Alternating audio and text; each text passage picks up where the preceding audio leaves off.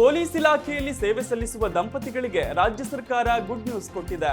ಪತಿ ಅಥವಾ ಪತ್ನಿ ಸೇವೆಯಲ್ಲಿರುವ ಜಿಲ್ಲೆಗೆ ವರ್ಗಾವಣೆ ಕೋರಲು ಅವಕಾಶ ನೀಡಲಾಗಿದ್ದು, ಅಂಥವರ ವರ್ಗಾವಣೆಯನ್ನ ಕಡ್ಡಾಯವಾಗಿ ಪರಿಗಣಿಸಿ ಅವರು ಕೋರಿದ ಜಿಲ್ಲೆಗಳಿಗೆ ವರ್ಗಾವಣೆ ಮಾಡಲು ಸೂಚನೆ ನೀಡಲಾಗಿದೆ. 7 ವರ್ಷಗಳ ಸೇವಾವಧಿಯನ್ನ ಪೂರ್ಣಗೊಳಿಸಿರುವ ಪೊಲೀಸ್ ಕಾನ್ಸ್ಟೇಬಲ್ ಮತ್ತು ಹೆಡ್ ಕಾನ್ಸ್ಟೇಬಲ್ ದರ್ಜೆಯ ಅಧಿಕಾರಿಗಳಿಗೆ ಅಂತರ್ಜಿಲ್ಲಾ ವರ್ಗಾವಣೆಗೆ ಅವಕಾಶ ಕಲ್ಪಿಸಲಾಗಿದೆ.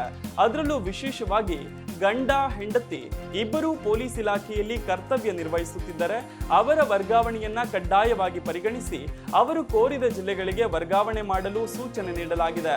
ಈ ಕುರಿತು ಗೃಹ ಸಚಿವ ಡಾಕ್ಟರ್ ಜಿ ಪರಮೇಶ್ವರ್ ಅವರು ರಾಜ್ಯ ಪೊಲೀಸ್ ಮಹಾನಿರ್ದೇಶಕ ಡಿಜಿಪಿ ಎಂಎ ಸಲೀಂ ಅಹಮದ್ ಅವರಿಗೆ ಲಿಖಿತವಾಗಿ ಸೂಚನೆ ನೀಡಿದ್ದಾರೆ.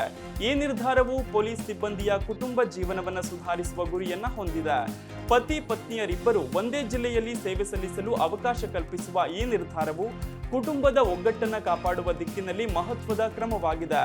ಈ ನೀತಿಯ ಪ್ರಕಾರ 7 ವರ್ಷಗಳ ಸೇವಾವಧಿಯನ್ನು ಪೂರ್ಣಗೊಳಿಸಿರುವ ಪೊಲೀಸ್ ಕಾನ್ಸ್ಟೇಬಲ್ ಮತ್ತು ಹೆಡ್ ಕಾನ್ಸ್ಟೇಬಲ್ಗಳು ತಮ್ಮ ಪತಿ ಅಥವಾ ಪತ್ನಿ ಕರ್ತವ್ಯ ನಿರ್ವಹಿಸುತ್ತಿರುವ ಜಿಲ್ಲೆಗೆ ವರ್ಗಾವಣೆಗೆ ಅರ್ಜಿ ಸಲ್ಲಿಸಬಹುದು. ಈ ಅರ್ಜಿಗಳನ್ನ ಕಡ್ಡಾಯವಾಗಿ ಪರಿಗಣಿಸಿ ಆಡಳಿತಾತ್ಮಕ ಸಾಧ್ಯತೆಗಳಿಗೆ ಒಳಪಟ್ಟಂತೆ ಕೋರಿದ ಜಿಲ್ಲೆಗೆ ವರ್ಗಾವಣೆ ಮಾಡಲಾಗುವುದು.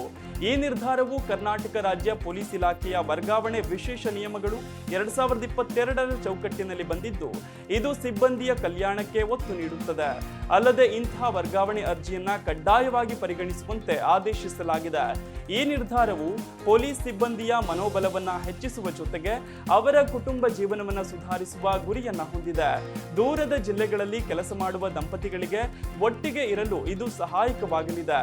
ಡಿಜಿಪಿ ಎಂಎ ಸಲೀಂ ಅಹಮದ್ ಅವರು ಈ ಸೂಚನೆಯನ್ನ ಎಲ್ಲಾ ಜಿಲ್ಲಾ ಪೊಲೀಸ್ ಘಟಕಗಳಿಗೆ ತಿಳಿಸಿದ್ದಾರೆ.